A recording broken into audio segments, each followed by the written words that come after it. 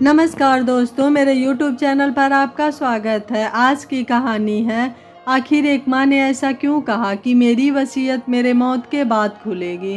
1 साल गुजर गया। कुंती मृत्यु से पहले अपनी वसीयत कर गई थी।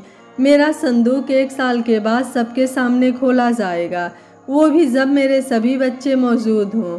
जगदीश और किशोर दोनों विदेशों में बस चुके थे। अकेली मीना ही थी जो अब माँ के घर को संभाले बैठी थी। मीना कुंती की बेटी थी और उसने वह सेवा की जो बहुओं बेटों को करनी चाहिए थी, लेकिन वे बहाना बनाकर अपनी जिम्मेदारियों से किनारा कर गए।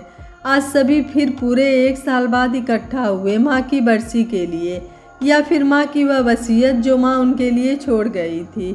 सभी जानने को उत्सुक थे, आखिर ऐसा क्या है उस संदूक में जिसे माँ ने आज तक किसी को भी हाथ नहीं लगाने दिया था। हर वक्त पलंग के नीचे मोटे से ताले के साथ बंद रखती थी। बच्चों ने कई बार माँ से कहा कि माँ, कभी तो संदूक में रखे सामान को धूप लगवा दिया करो, पर वो भी एक कान से सुनकर दूसरे कान से निकाल देती थी। मीना ने भी कितनी बार माँ से उस संदूक के बारे में जानकारी हासिल करने की कोशिश की, पर माँ ने उसे भी संदूक में रखे सामान के बारे में कुछ नहीं बताया। मीना के बहुत करने पर भी माँ का बस एक ही जवाब होता, ये संदूक तो मेरे मरने के बाद ही खुलेगा, वो भी पूरे 1 वर्ष के बाद, और तुम तीनों की मौजूदगी में। अगर तुम तीनों में से एक भी नहीं आया तो फिर ये संदूक नहीं खुलेगा। तुम तीनों को फिर दूसरे साल का इंतज़ार करना पड़ेगा। मीना ने चाबी उठाई और भाई भाभीियों की मौजूदगी में संदूक को खोल दिया। सबसे ऊपर उसे एक खत मिला। उसे उठाकर उसने बड़े भाई जगदीश को पकड़ा दिया। लो भैया, तुम सबसे बड़े हो, तुम्हारा हक बनता है, तुम पढ़ो माँ का खत। धीरे धीरे लिफाफे से खत निकाला और जगदीश ने खत पढ़ना शुरू किया। मेरे प्यारे बच्चों, मैं जानती हूँ जब तुमको ये खत मिलेगा मैं तुम सबसे काफ़ी दूर जा चुकी होंगी, वहाँ जहाँ से मैं चाह कर भी वापस नहीं आ पाऊँगी। मैं जानती हूँ तुम सब लोग अपने अपने कामों में काफ़ी व्यस्त रहते हो, नौकरी की मजबूरी कहो या कुछ और, लेकिन साल में एक बार घर वापस आना तुम लोग, और अपने घर में रुकना, ना कि शहर के बड़े और महंगे होटलों में। माना अब इस घर में वो सुख सुविधाएं तुम्हारे हिसाब की नहीं हैं, पर बचपन बीता है तुम्हारा इसी घर की छत के नीचे। अगर महसूस करना चाहो तो मेरी और तुम्हारे पिताजी की आत्मा आज भी यहीं बसती है, बस महसूस करने भर की देरी है। मेरी बीमारी के दौरान तुम में से कोई भी मेरी देखभाल करने नहीं आया। हो सकता है तुम्हारी कोई मजबूरी रही होगी, वरना माँ की बीमारी की खबर सुनकर कौन घर पर रह सकता है। मुझे लगता है मेरी परवरिश में ही कोई कमी रह गई होगी जो तुम्हें अच्छे संस्कार नहीं दे पाई। अब तुम लोगों से बस इतना कहना चाहती हूँ, जो गलती मैंने की है वो तुम लोगों से ना हो। अपने बच्चों को अच्छे संस्कार देना, उनकी परवरिश में कोई कमी मत रखना। कहीं ऐसा ना हो नियति अपने को दोहराने पर मजबूर हो जाए। बुढ़ापा सब पर आना है, अगर तुम्हें दुखी देखूंगी तो चैन तो मुझे तब भी नहीं पड़ेगा। जगदीश, तू सबसे बड़ा है तो जिम्मेदारी भी तेरी ज़्यादा होगी। ये घर तुम्हारे बाबूजी का है जो अब तुम तीनों का होगा। ऊपर की मंजिल के किराए से मीना का गुजर बसर हो जाएगा, फिर भी कभी कभार उसे किसी चीज़ की ज़रूरत महसूस हो तो उसे पूरा कर देना। जिंदगी बहुत लंबी होती है बेटा, अकेले नहीं कटती। रमेश के गुजर जाने के बाद मीना के ससुराल वालों ने जो उसके साथ किया तुम सब जानते हो। मेरे जाने के बाद उसे अकेलापन महसूस तो होगा, पर धीरे धीरे जीना सीख जाएगी। बस एक उसी के गम को साथ लेकर ऊपर जा रही हूँ। मेरे जीवित रहते जैसे साल में एक बार आते थे, वैसे ही सब इकट्ठे होकर अपने बच्चों को साथ लेकर इस घर में ज़रूर आना। इस घर में बिताए अपने बचपन के किस्से कहानियाँ उन्हें ज़रूर सुनाना। इसी बहाने वो भी अपनी मिट्टी से जुड़े रहेंगे। अब और नहीं लिख पा रही, मीना से छिपकर रात में ये खत लिख रही हूँ। संदूक में तुम सब के लिए कुछ छोड़कर जा रही हूँ। सबका सामान अलग अलग डिब्बों में है, अपने अपने नाम के डिब्बे उठा लो। माँ की बस यही जीवन भर की पूंजी है, तुम्हारी माँ। कुछ देर तक कोई भी कहने की स्थिति में नहीं था। आज माँ के आखिरी खत को पढ़कर सब मौन थे।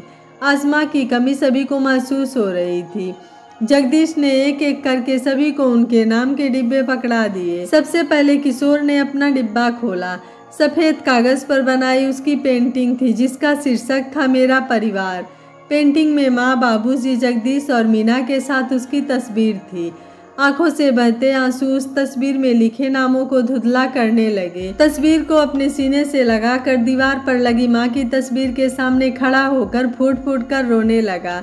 माँ, माफ़ कर दो, आइंदा ऐसा नहीं होगा। माँ, माफ़ कर दो, जो गलतियाँ कर चुका हूँ दोबारा नहीं होंगी। जैसा तुम चाहती थी अब वैसा ही होगा। हर साल आऊँगा माँ, अपने परिवार के साथ। मीना का भी ध्यान रखूँगा। आज से मेरे 2 नहीं 3 बच्चे हैं माँ। मीना मेरी बहन नहीं बेटी है। तुझसे वादा करता हूँ माँ, तेरी परवरिश में और ना ही तेरे दिए संस्कारों में कोई कमी है। बस जिंदगी की दौड़ धूप में हम कहीं गुम हो गए थे। ये समझ ले माँ, जैसे आसमान में हर समय धूप नहीं खिली रहती, काले बादल कभी कभी उसे भी ढक लेते हैं, वैसे ही हमारी भी सोच भी कहीं काले बादलों के साए में छुप गई थी। पर अब ऐसा नहीं होगा। बादल छट चुके हैं, धूप हमेशा खिली रहेगी। मीना ने उठकर भाई के आंसू पोंछे और उसको गले लग गई। इस एक पल के इंतजार में ना जाने कितने साल गुजर गए। जगदीश, जिसका डिब्बा सबसे बड़ा था, हाथ में पकड़े सोच रहा था, ना जाने माँ इस डिब्बे में क्या रख गई हैं। अपनी पत्नी की तरफ देखा, आंखों ही आंखों में उसने खोलने का इशारा किया। धीरे धीरे उसने भी अपने डिब्बे को खोल दिया। अंदर के सामान को देखकर उसने चैन की सांस ली। जितने भी मेडल उसे अपनी पढ़ाई के दौरान मिले थे, सभी के सभी डिब्बे में थे। चेहरे पर एक मुस्कुराहट तैर गई। मेडलों के साथ एक लिफाफा भी नजर आया। उठाकर देखा, उसी का नाम उस पर लिखा था। लिफाफे को खोलकर देखने लगा, माँ का खत था उसके नाम। मेरे बेटे जगदीश, मैं जानती थी तुम तीनों आज के दिन जरूर इकट्ठा होगे। ये मेरा विश्वास था अपने ऊपर, जो शायद कायम रहा। आज एक ही दिन में तुम्हें 2 बार माँ का खत पढ़ने को मिला है। शायद इस बात से तुम्हें हैरानी हो रही होगी कि मुझे ये बात कैसे पता चली। तुम तीनों की माँ हूँ, बचपन से तुम लोगों को पाल पोस कर बड़ा किया है। मैं जानती थी जब मीना ये संदूक खोलेगी और वो खत तुम लोगों को मिलेगा, तो मीना वो खत तुम्हें ही पढ़ने को देगी। वो सबसे छोटी है और तुम सबसे बड़े। वो किसी भी हाल में इस खत को खुद या किशोर को पढ़ने नहीं देती, ये मेरा विश्वास है। बेटा, जो मेडल इस डिब्बे में तुम्हें मिले हैं, कोई शक नहीं, सब तुमने अपनी मेहनत से हासिल किए हैं। तुम जैसा पढ़ाई में होशियार ना किशोर था और ना ही मीना। बेटा, शिक्षा खाली वो ही नहीं है जो किताबों से हासिल की जाए। जिंदगी में और भी बहुत सी बातें होती हैं जिनका ध्यान रखना पड़ता है। इन मेडलों के अलावा भी तू और मेडल हासिल कर। मैं चाहती हूँ जिंदगी तुझे मेडल दे। शायद अभी भी तू मेरी बात नहीं समझा। जिंदगी बहुत कुछ देती है तो वही जिंदगी सब कुछ छीन भी लेती है। तूने जिंदगी में बहुत कुछ पाया है। भगवान करे तेरे जीवन में किसी भी चीज़ की कमी नहीं रहे, ना पैसों की ना रिश्तों की। शायद तू अब समझ गया होगा मैं क्या कहना चाहती हूँ। तेरे दोनों छोटे भाई बहन की जिम्मेदारी तेरे ऊपर छोड़कर जा रही हूँ। तुम सब एकजुट होकर रहो। जिसने ज़िंदगी में ये इम्तिहान पास कर लिया उसने संसार के सभी मेडल हासिल कर लिए। तेरी माँ। चिट्ठी तह करके वापस लिफाफे में डाल दी और लिफाफे को डिब्बे में रखकर डिब्बा बंद कर वापस मेज पर रख दिया। अपने दोनों बाहें फैलाकर भाई और बहन को गले लगा लिया।